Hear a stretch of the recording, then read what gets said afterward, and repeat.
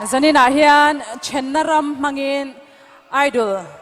lezem zo idol top 5 inti siak zan khat na hi aron khardo na ni wartakin kutbengin ni lolom te ang lal nei pui cham ring chennaram ti aron sa don ni lal nei pui zai hi hei kalar yak ngai lowa tunai dol bi ka hianin a zai that hi em mai le hala a zai a o thabuka a o chak thabuka sang thabuka a la sak eng po sa sila a ne so em vek mai ni top 5 final na a po hianin a haron sak tur hi chennaram ti hi hen ting yaron sak sualang ap ngai thla ka cha kom to ni ngai thang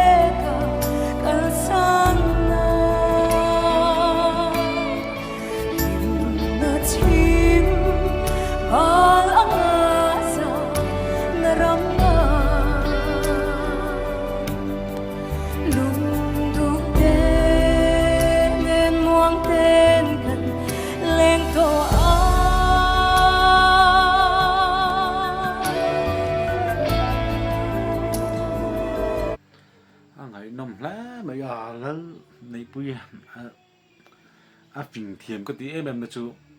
top 20 ate top 10 ate khanin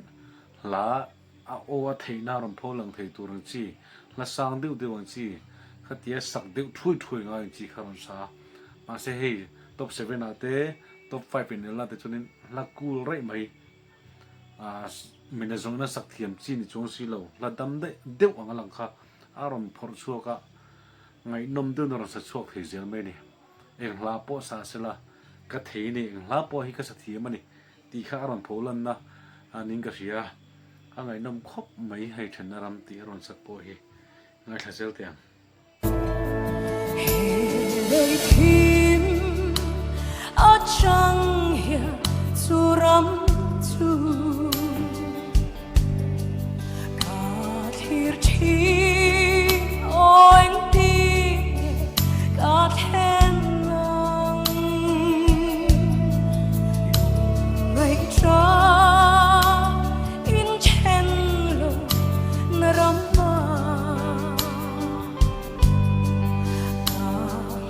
Ooh.